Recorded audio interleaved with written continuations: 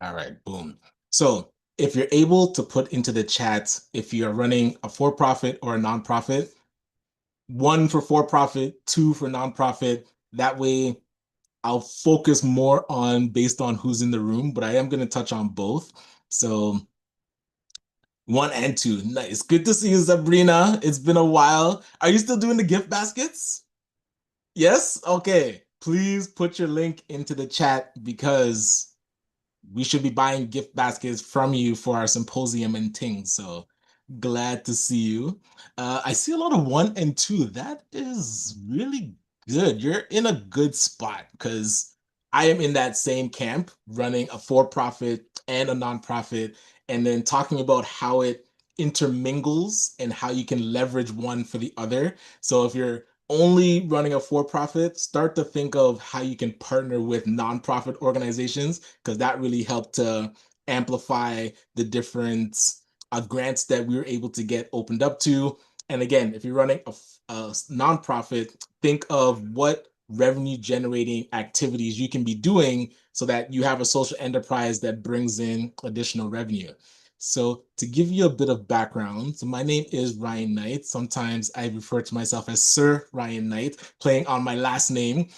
You might know I run a detailing company, so we do mobile waterless car cleaning, but we also consider ourselves a social enterprise because we run, actually, while I'm chatting it up, let me just pull it up so you see what I'm talking about. So we also run a youth entrepreneurship program where, let me see if I have this set properly here. Let's see, youth entrepreneurship program. So we teach high school, college students, those that are even out of school, how to start their own business to become an entrepreneur by running a mini version of our company. So with Detailing Nights, we've been able to get access to grants, but also running it as a social enterprise that just earns revenue. So if you do know a youth that is looking for a job this summer, might be having a difficult time getting employed, we are doing our first info session of the season tomorrow. So tomorrow evening, same time, 6:30. Share it with your teenagers. Let me see. Does this link, would this link work? Hold on. Let me see if I click register, what happens? Well, I'll email the link after. But yeah, if you know anybody that is looking for a job, please send them our way. We want to show them they have the potential to start their own business and they run a mini version of our company. But I also am one of the co-founders of the Afro-Caribbean Business Network. So that's why I love seeing the one and twos because yes, it does stretch your bandwidth, but if you're able to build a strong team in each, you are able to handle both and then both can amplify each other. So with ACBN, we support entrepreneurs of African and Caribbean heritage, really to figure out what stage their business is in, and then help them create a strategy to grow their companies. And so these Tuesday evening sessions is a way for us to talk about what funding is out there. Anything that we find, we will share. There is a funding spreadsheet that if you do not have access to it yet, feel free to put in your information. I will put this into the chat. And this is where I try to do my best to keep it as up to date as possible. And then I'll show you what the spreadsheet looks like. So this is typically where I spend most of my time just figuring out, okay, what grants are out there. Uh, the Desjardins Momentum Fund is an interesting one that is out right now. So if you have not applied for this one, we were writing this grant on the weekend. I just put it into the chat for you. And the hiring grant. So if you're looking for team members, ACBN, we do have a way to support you with the upfront money that you do need. You have to go through our microloan process to get approved for those funds so that it can cover your hire. And then the grant that you get for the hire from Job Skills covers the loan. So it's really minimal funds out of your pocket. And the way that we used our grant for ourselves is just being able to bring on team members. It really helped us amplify our outreach for when the symposium was coming up. We were able to sell out the symposium. We're increasing the amount of members we have. So we're about to hire a few more people to come in so that we can definitely keep growing. But that is one, oh wait, I put the wrong one in there. One sec. Let me find the right one because that one is the old link. And the platform that I'm in right now is our high level CRM.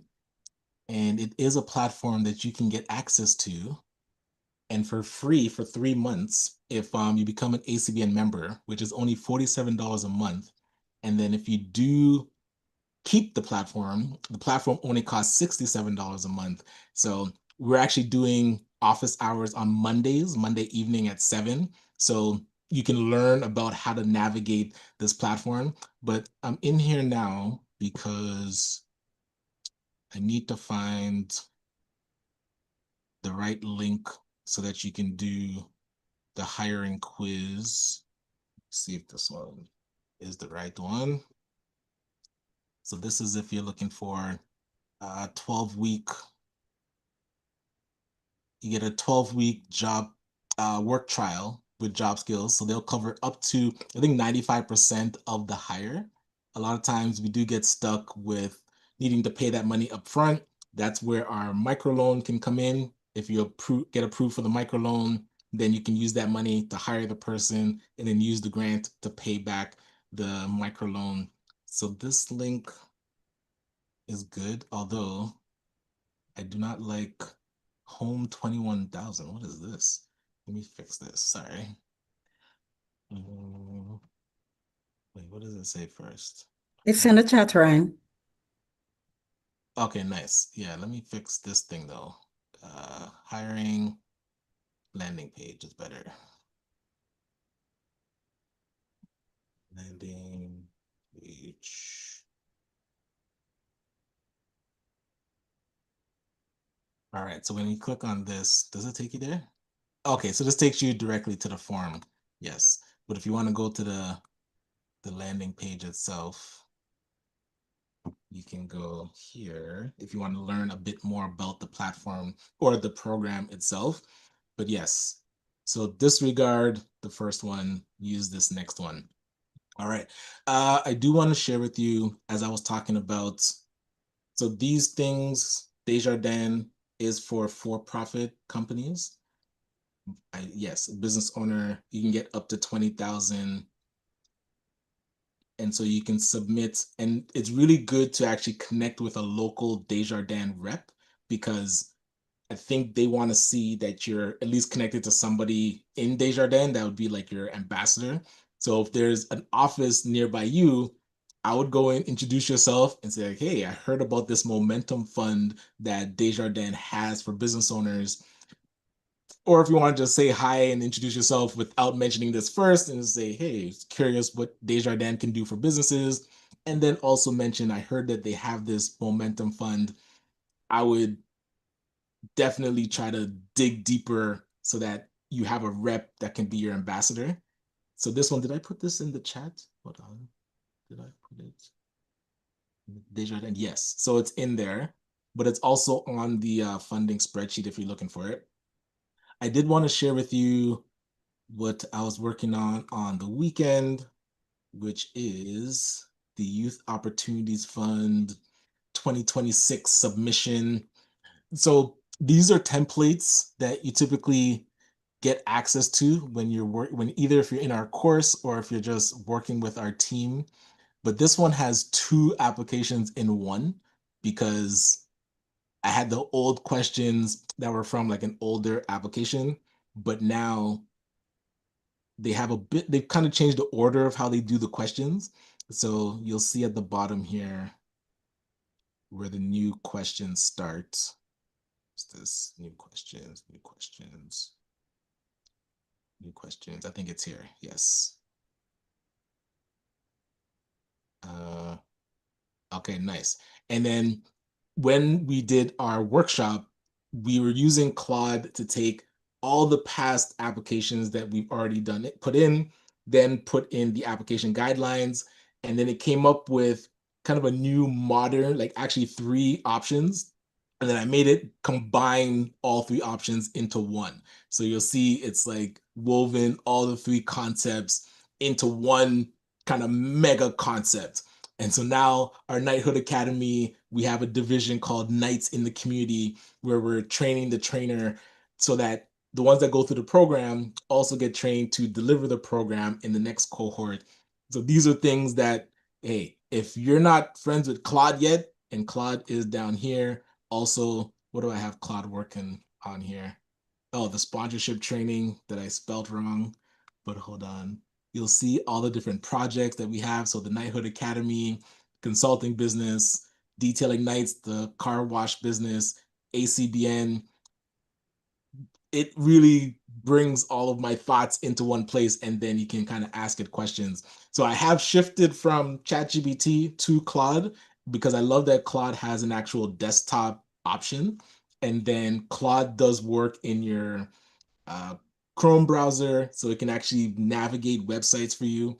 And it also works in Excel, and I love Excel already. I love spreadsheets, so being able to just ask it to get things done, and sometimes things that I don't even know how to do, like pivot tables and such, it can just do it for you.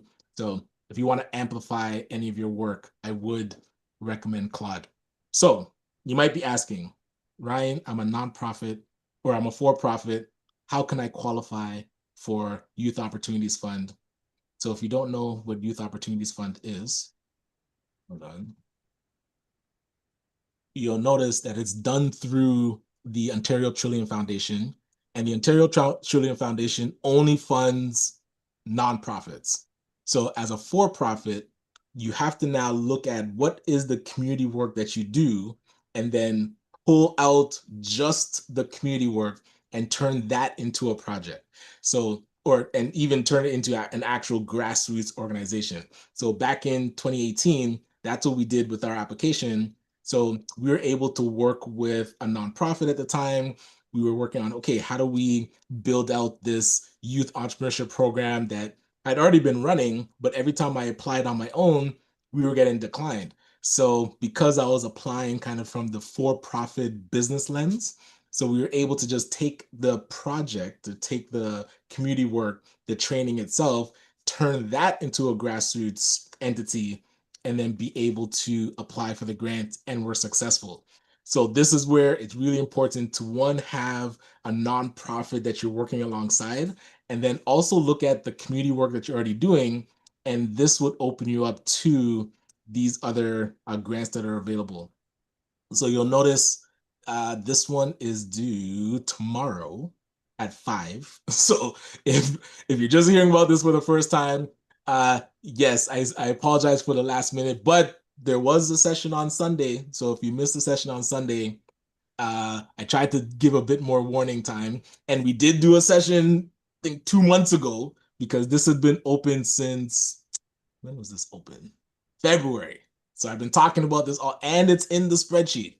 So sometimes people say, "Oh, I send out things late," but I trust me that it's in here. Actually, let me see where it is to make sure I'm not lying. Is it in here?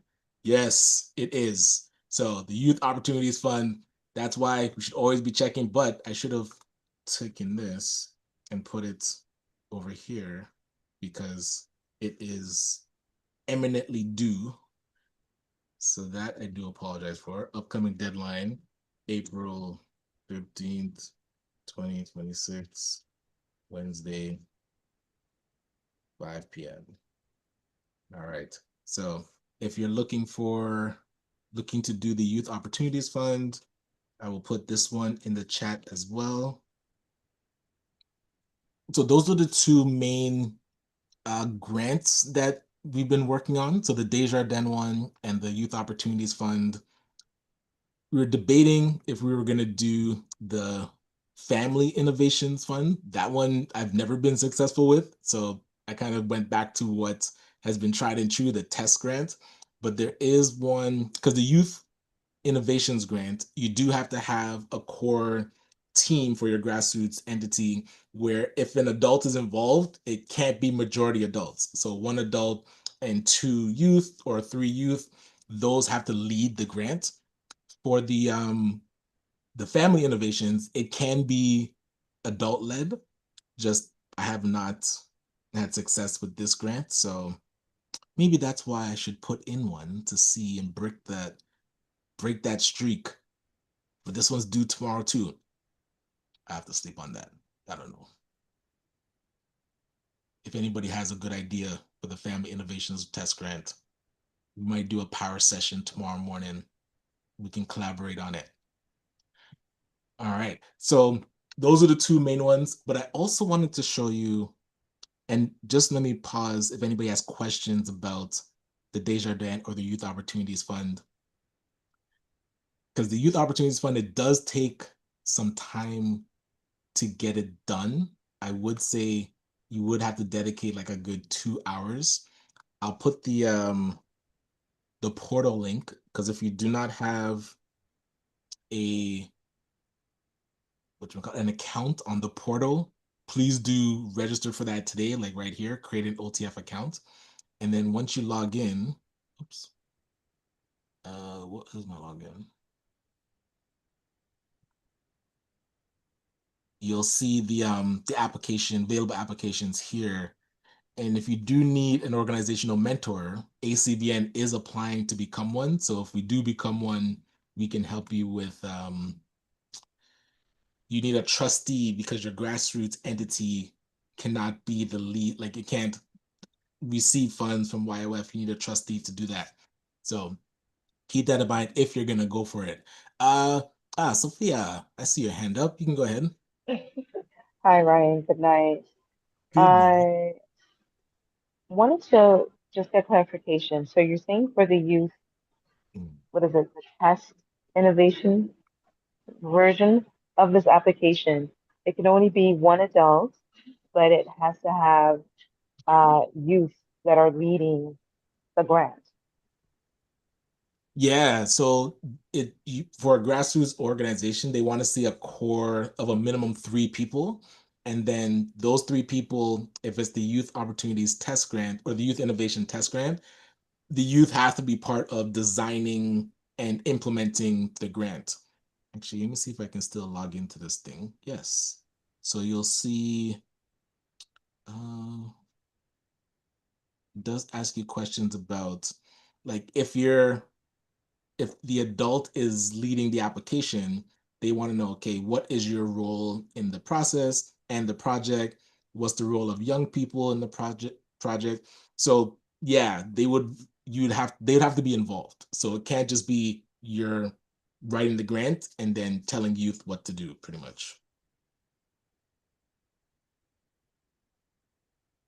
Thank you. And then just to Mhm. clarify for the Desjardins, are you going to speak a little bit more about that after you talk about this one? Well, this one, yeah, I'm still learning more about it, because I was talking to the person I know here in Durham that's in Desjardins, but then they didn't know about it. So we're kind of learning about it together. So that's where I was saying you do want to touch base with your current, the closest Desjardins representative. And then I think they have to kind of ambassador you into it. So yeah, as I learn more and when we get access to the actual application, then we'll share that. But for now, first step is to go talk to somebody you know in Desjardins. Okay, understood. Thank you. You're welcome. I do see a couple questions for the youth YOF. What is the max? Oops. What is the max? And do you recommend ask for the max? So the max is 100,000 for the test grant and 150,000 for the scale grant, and over up to 3 years. So you usually don't want to ask for the max, but you do want to ask for what you need. So I'll give you an example. Do I have the uh yeah, so this is the grant budget template that we had put in. So it is, no, this is an old one. Not the right one. Why is that in there? Oh, that was the template. Yes. So you'll see here, I mean, we asked for pretty close, but we actually only asked for about 82,000. So the 82,000, because we're going to need an organizational mentor and they charge 15% admin, then it comes up to about 94,000. So if you're looking at what you need for the grant, for this program, we said we need a part-time manager and a part-time coordinator and to cover the mercs. This is where, and then everything. So you really want to budget out what it is that you need to execute. Because if you don't need 100,000, I wouldn't just fluff it up to hit 100,000 because the grant is very difficult already. So if they see realistic numbers, you've started to, like price out exactly what things cost and the estimates are close to what's realistic, and it comes up to 80,000 or whatever, 50,000, asking for that is a lot better than just kind of maximizing to ask for 100,000 and the numbers don't really make sense. So let me know if you have a follow-up question to that, Leslie Ann. The other question I see, do you need to show previous financials for the OTF grant? How are we able to qualify in general if you're a newer NPO charity without formal financials? So this is where the Youth Opportunities Fund is really good, or the Family Innovations Fund is good, because you don't have to have a fully registered charity or nonprofit. Even if it is registered, if it's still early on, I think if it's under 50,000 operating budget, you can still qualify as a grassroots organization and you don't need to submit previous financials. You would just need to partner with a trustee. So the trustee, when they apply, they're going to need to submit their financials. I think they ask for about 3 years. So they need to be a more established nonprofit or charity, and they'd be able to kind of handle the financial stewardship of the funds, but it's really a flow through. So the money would go to the trustee, they would keep 15%, the rest goes to you for you to operate, and then you submit your receipts and your budget and what you're using the money for. And then the trustee, well, you still do the reporting to YOF, but the trustee is the one that's going to be like accounting for that you spent the money and what the receipts, all the receipts and everything. So to answer your question, no, you as the organization applying does not need to submit previous financials. It's actually better that you don't have them because you would qualify as a grassroots organization. All right, so this is an example of the budgets. Quick example of the work plan. So this spreadsheet, they pretty much want you to go line by line with every milestone that you want to hit. So this is where I encourage people to write this grant because it can be the blueprint for every other grant that you write as well. Because every grant is going to ask you, what is the budget, and walk me through the work plan. And this one is actually 3-year work plan. So being able to flush this out of your mind and know, okay, I need to do project planning. I need to do outreach. I need to do the workshops. We're going to do mentoring. We're going to have an event project. We need to train our staff. We need to do, we're going to do more workshops. We're going to have an end of year ceremony. We're going to then evaluation. That is pretty much like 90% of the grant is these two things. So any other grants that you find, you will have 90% of it done, and you can really just massage it to whoever the funder is that you're working with. So just before I hop to next conversation, more around like reaching out direct to foundations and even what we've been trying to do with our sponsorship outreach. But did anybody have any other questions about the Youth Opportunities Fund? I'm hoping I've convinced you to write it. Don't let it pass, and there's no way to get it if you don't apply. Let me see. Okay. I I would say that I do have a great program, but the only thing is that I did not know it was youth led. I already Mhm. wrote, I already have it formulated and everything like that, but I don't believe, well, now that I understand I don't have two youth present um, that could lead the program, if you understand what I Gotcha. mean. So I would then go for the Family Innovations Test Grant because this one can be adult led, but you do still need a core group. Like you can't, I wouldn't apply just on your own. I would find who are you working with on this grant, and this one, yeah, this one would apply if you're not working with youth directly because it can support the youth or the family, and it doesn't have to be youth led. So I would do your expression of interest for the Family Innovations Test Grant. Hmm. Okay, I'll take a look at that and see if it's a Mhm. good fit. Because when I created the program, it was for youth. It was to train them on some things that I'm working on that I thought would be Mhm. beneficial in terms of developing skill sets for career in what I do. Um, I would so yeah, grab two youth that you've trained in the past and say, listen, we're working on a project together. And include them in the design process and get it in. I mean, if it supports parents, guardians, or caregivers, then family innovations is still good. If it does directly support youth, I would reach into your alumni and say, hey, would you be interested in partnering on this project? You are a success story out of it. I want you down to be part of designing the next phase. I And think they exceed the age. There was an age, right? I think it's 29. I think I right, saw. right, right. Yeah. Yeah, I think they exceed the 29. Okay. Well, like I said, Hmm. I would But still No, get I'll keep it in mind. I'll keep working on it. Trust yes. me. Thank you. No worries. All right. So one other thing I did want to share today.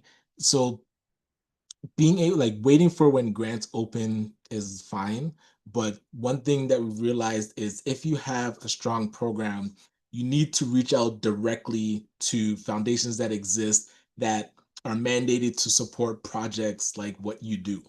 So we've been working on this spreadsheet.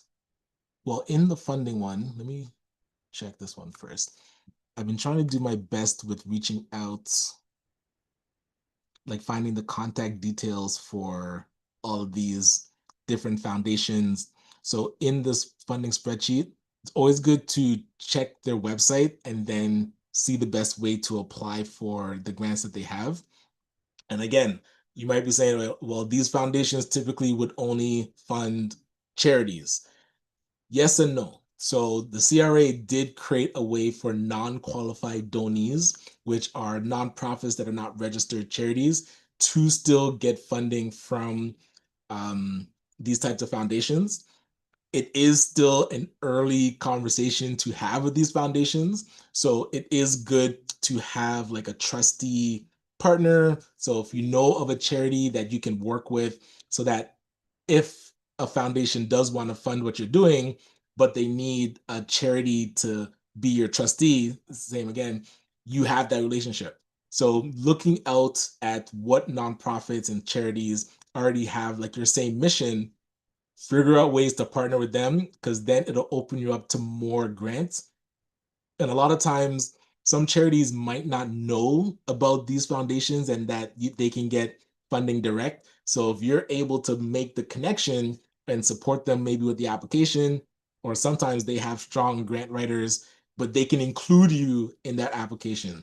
And that's something that we've been able to do is just kind of tag along to another charity that's already writing a grant or letting them know, hey, this grant exists, we can work with you on it, so that way you're not well, a lot of times you can't even apply on your own. So knowing that these foundations exist is one thing, but how you approach them is really important. So don't discount it, just figure out how to get creative and partner with pretty much partnering with the entity that would have the best chance. And one thing, these community foundations of Canada, we know that there's 200 of them across Canada. So if your work can be national, you can literally reach out to each of these community foundations in each city and say, hey, I'm working on this. Is this something that you would support? Or partnering with an organization in the city where there's a community foundation, because we've been able to talk to like the Hamilton Community Foundation, London. We're going to talk to Oakville. We've been talking to Toronto. And then once one is involved, then you can tell the others like, hey, Hamilton's in.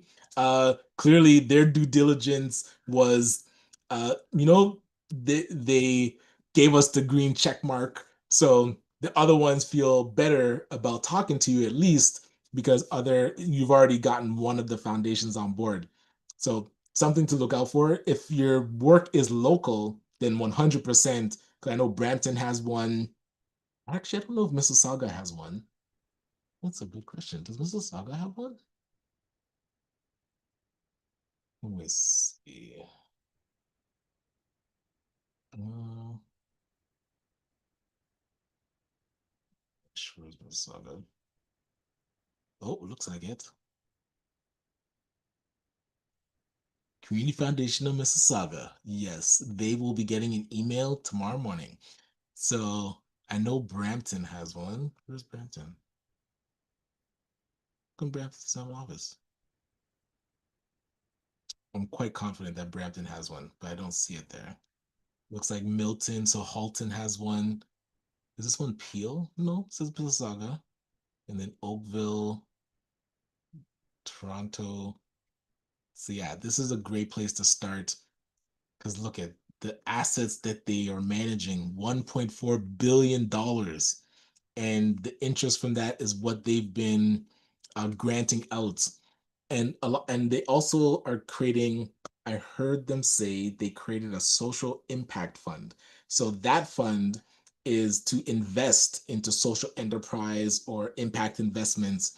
So if you have something that they're able to invest in, so this is different than the grant dollars, because the grant dollars, let's say they're managing $1 million, the interest from that, they might earn 10%. So $10,000 would be the grants that they're giving out. And those are typically very competitive. But if you have an investment for them and the social impact fund that I heard the numbers about 25 million that they want to invest. So if you have a project that they can invest in, now you're talking about the full. So instead of the 10, well, it's still the million. No, wait, sorry, 10% of a million is 100,000. So 100,000 is what they're granting out if they're granting out the interest that they have in their endowment. But if they're now looking for something to invest in, that entire $1 million you'd be open to because you have something of value that they want to invest in that aligns with their impact fund. I don't know if they have anything about that on their websites yet. Let me see. Community Foundation impact. Mm, so it does look like Toronto Foundation talks. Oh, yeah, here we go. So we work with fund holders to grow the program and invested 14 plus million. So they've already been investing, and I think it's grown to about 25 million. What is this? And here are the board of directors, people making decisions.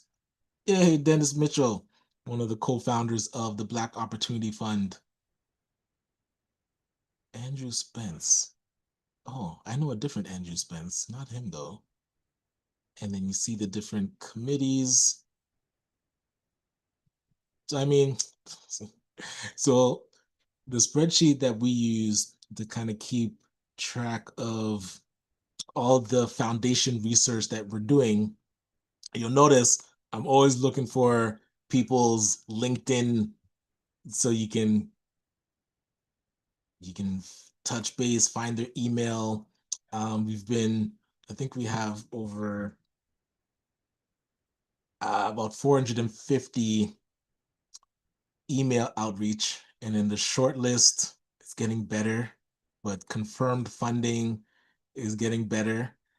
So this is where it is a grind, but I'm telling you, the relationship that you can build with a foundation once they know who you are, that to me is priceless. Because when we got connected to the first foundation, they were able to introduce us to foundations that they know. So this is where you want to start mining spreadsheets like this and say, okay, what foundations match our mission? How can we create a relationship with them and then have some sort of project or something that they can support and then get their partners to be able to also support it as well.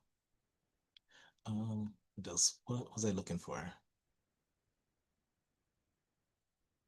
Oh, the impact fund. Oh, where'd it go? Yes, I was gonna say, okay, this investment committee. Wonder who we know on this investment committee.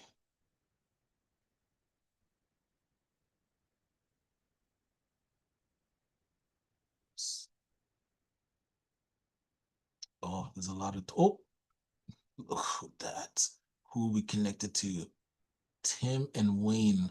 So I'll say, Wayne, can you connect? I don't know if that causes conflict of interest, but I'll risk it. So all these people need to get a what you might call it. Oh, there's a different committee. All of them need to get a connection request. You need to, am I connected to any of these people? They need to know who you are. Rashid. Yes, I am connected to Rashid. So I say, hey, Rashid, can you introduce me to this person that I'm not connected to? Am I connected to Dennis? I better be connected to Dennis.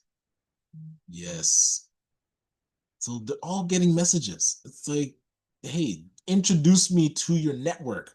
This is what we should be focusing on as nonprofits, and you're already doing the great work. We just need the people with the money to know about your great work so that they can fund it. So yeah, I just wanted to share that. Next week, we'll see what other, I mean, I don't, it's unfortunate that the youth innovation and family innovation is due the same day because that just creates pressure. But we'll see what other grants are available. But before we wrap up, we'd love to just open it up if there's any additional questions before we close out.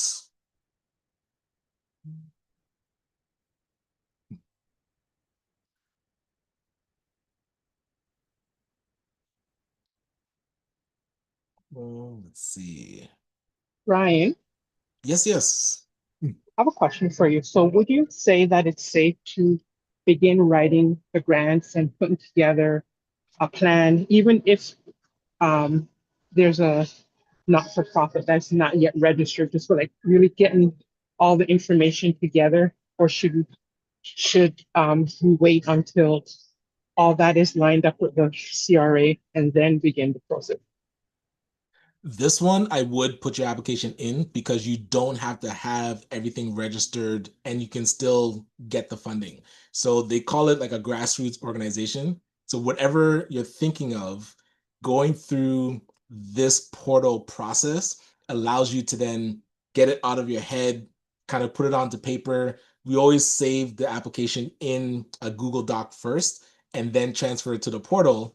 So then you can get approved without being registered with CRA. It's actually you can get the money to help you register with CRA and fine tune kind of the admin side and the governance of the organization. So to answer your question, yes, I would do the exercise of writing this letter of intent because that'll help you then map out all the questions that all the other grants are going to ask you too. Okay, sorry to interrupt, can you put that Claude, I think that AI tool that you said, is that in the chat? No, but I'll put it, the Claude.ai, this is the one that I've been using. And in this, let me see. See, it's only because I love you guys. I'll share with you this one. Can I See. ask a question, Ryan, about Claude? Thanks for loving. Oh yeah. So Would you this link would you will say share. Oh yeah, go ahead. would you say that Claude and Notebook are on the same level? they serve two different purposes. So Okay. Notebook LM helps you to put in sources, and then you can ask questions about all the sources that you put in. So it's actually a great way to collect all the different sources about a topic that you want to know about, and then you can actually connect Claude to learn from that brain. So and Notebook LM is really good for dissecting YouTube videos. So yeah, they play two different roles, but Notebook LM is not good at like creating results. Like it's good at research, but not like actually creating things. But oh man, actually that's not true. So it can it can create like infographics, it can actually create video explainer videos. Yeah, and Claude can't do that. So they do different things. Okay, thank you. No worries. All right. Any other burning questions top of mind? Yeah, so I'm gonna get this recording up. Usually we do it live stream to our YouTube channel. And then Hi, Ryan. yes, say Kingsley. Yeah, the king is here. How you doing? Quick question. So I do have not-for-profit and charity. Um, based on your experience, is there a big significant advantage, applying with the charity Um, like with this application or just in general? in general? Yeah, it depends what you're going after. So with a charity, you're able to easily it's easier to go direct to foundations and also direct to the public because you're able to give the tax receipts and you're a qualified donee. So if you're going to foundations, being a charity does help a lot. If you're like going for the Ontario Trillium Foundation or the Youth Opportunities Fund, it's not necessary. If it's going for Ontario Trillium Foundation Direct, which is the seed, what's it called? They have the seed and the capital. Those ones, yeah, they want to see a more established nonprofit.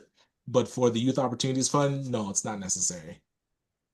Okay. And number two, as regards to the Dragons Den presentation, have you heard from them? No, Any I didn't. updates? Yeah, I didn't pitch, but nobody I know that went has heard anything just yet. So yeah, Okay. I'll Okay. stay Okay. tuned. Because I Usually did they, a pitch as well. I haven't heard from them, so I'm just curious. oh, okay, they usually film the first week of May, so you're probably gonna hear within a week or so. Oh, okay. Okay. I'm just yeah, okay. Okay. All right. So yeah, I was Yes. just curious. Like I hope everything was good. Okay. All right. I will expect hopefully I can hear from them. Yeah, man. Please let us know. Well, they swear you to secrecy, but you can let me know that you got called back and went to audition. You don't have to tell me the results, but we definitely Mm. want to know if you at least got a call back. That'd be awesome. Yeah. No, I'll share the results. Regardless, we always left for now. But let's. So the only part is I wasn't able to showcase the tech behind the concept that I have. That's Oh, just my okay. only that's just my only concern. Because after reviewing the whole thing, I'm like, oh, somebody told me, tech is the go-to now. That if you can show the tech parts part of it, that will really really attract a lot of investors. So that's Uh, just my little bit of concern. Yeah, because I'm trying to launch an app for the concept. So, and I actually have it on my phone, but I just forgot to display it right there. So I hope I can okay, get the that's opportunity again. the pageant, the ebony one. No, that's the property improvement company, the Flawless Solutions. Oh, right. Okay, yes, gotcha. Flawless Solutions, yeah. All right, I do see a question. Oh, Noreen, Thank you. actually, you can go ahead. But thanks, Kinsley. Thank you. I have another question, Ryan. Okay, so what if there's a foundation that is being created and it's layered? So over a long term, it's gonna be multifaceted. At this point in applying for the grassroots funding, do we have to outline everything that is gonna be I guess contained within the organization, or can we just apply for what is applicable at the moment? And can you ever apply for two grants doing two different functionalities within an organization at a time, or is it usually one at a time? To the first part, yes, the application that you would put in for the Youth Opportunities Fund would be specific to a project or a program. I wouldn't include the entire macro level explanation of all the layers. I would keep it very specific. If it's now, if it's a program within a bigger entity, that wouldn't qualify. It has to like show as its own grassroots thing, so that if you're applying for multiple programs within one entity, the Youth Opportunities Fund wouldn't be a good fit. I would just go for the straight seed grant that OTF has and apply with the bigger entity, the foundation. If there are things that are coming down the road, then yeah, I would apply with just what the project is and not explain the rest of the layers, because you can then use the money to build out the layers. So you can say like, hey, after you get that money, we want to use it for our governance to build out the registered entity, but I wouldn't include it early on. They just want to see like a tight project. Thank you. That is very helpful. Yeah, no, I did see another question. What have you found is the most important thing to say when applying for grants? Should we give them our secret sauce? Absolutely. I mean, if you're worried that the grant entity is going to take your secret sauce and do, I mean, run their own programs, I doubt that they're interested. Like if that's what the nerves are, let them know why you are the best person to execute this project. They want to like the money that they're putting out, they're very risk averse. So when we were first writing our grants, like I was telling them everything that we had already been doing, like, oh, we can, solve youth unemployment for all of Canada and the company is going to grow. Like they just want to know that this project, you can execute this project with a realistic amount of touch points, the youth affected, even though you can do much more than that and it can be so grand. Be very specific, give them the exact secret sauce that makes you the best pick. And yeah, I would lean into that. Hey, Ryan, just a quick question. And I see that I think Charmaine's still in. So I did go through the loan readiness. And again, first, I just want to say quickly is that, again, I have to say that I'm very appreciative to everything that you have done and Chris Beth has done in regards to getting me connected with Job Skills. I did my first 7 weeks. I hired 2 people through Job Skills at that time, and I've kept them both. They've worked out very solid. well. That's great. Yeah, I was able to hire Nice. a graphic designer and basically like an executive assistant. And so solid. it's been tremendous. It's really rounding out my business. And now this time around, I've hired about 4 more people in different roles. Solid. I So love it. it's been fantastic. It's really stabilizing and putting strong pillars within my business. So I'm extremely grateful and thankful for that. So of course, as you stated earlier at the beginning, that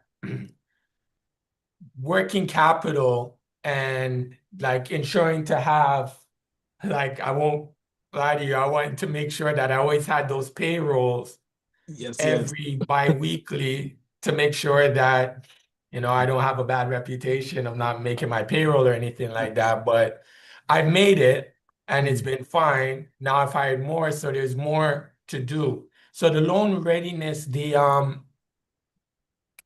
microloan Right. is something that I did apply for.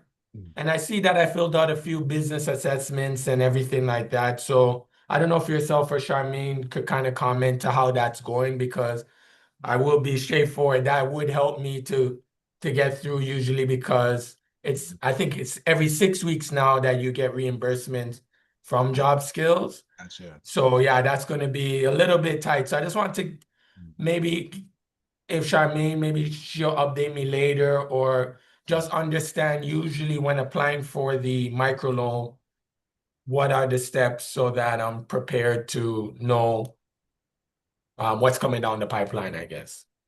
Yeah, and I know Chris Beth is the one that does run the program, so I can check with her just to see what stage the application is in.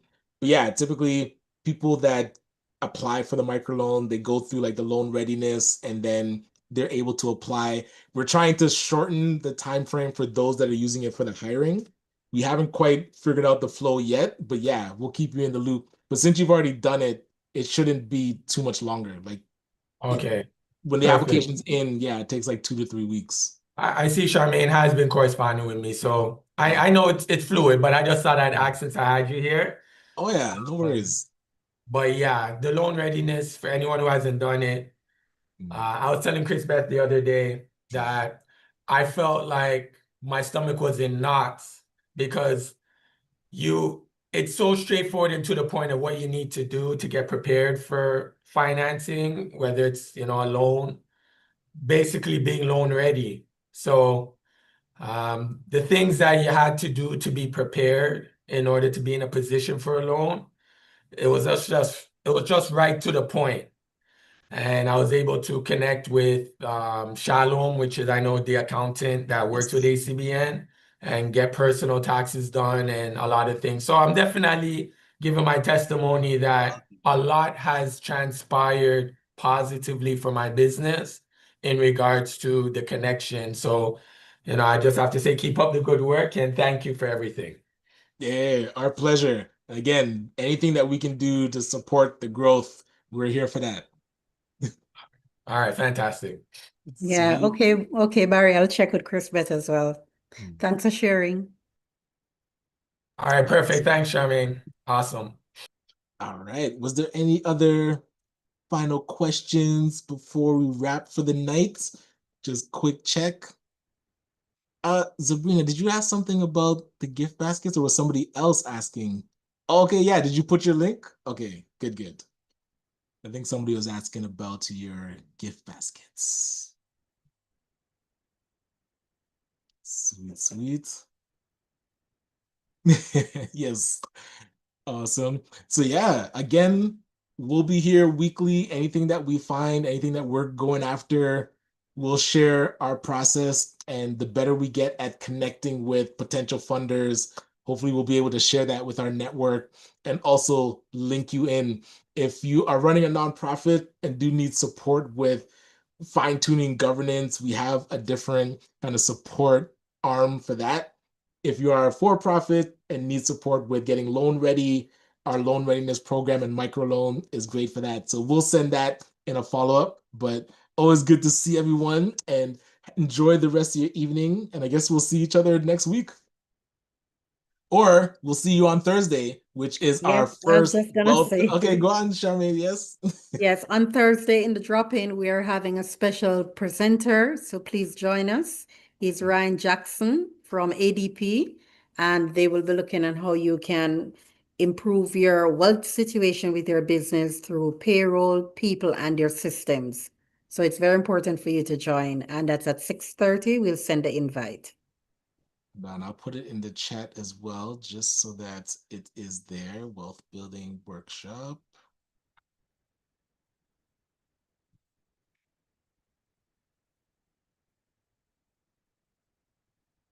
That's the right one. Yes, it is in the chat. Thanks, Brian. Have a good No night, all. worries. Thanks, Brian. You're welcome. I do see Leslie Ann asking, yeah, I was thinking if I was gonna put in a grant for the family innovations, but it's too tight. I don't know if I'll be able to plow through it.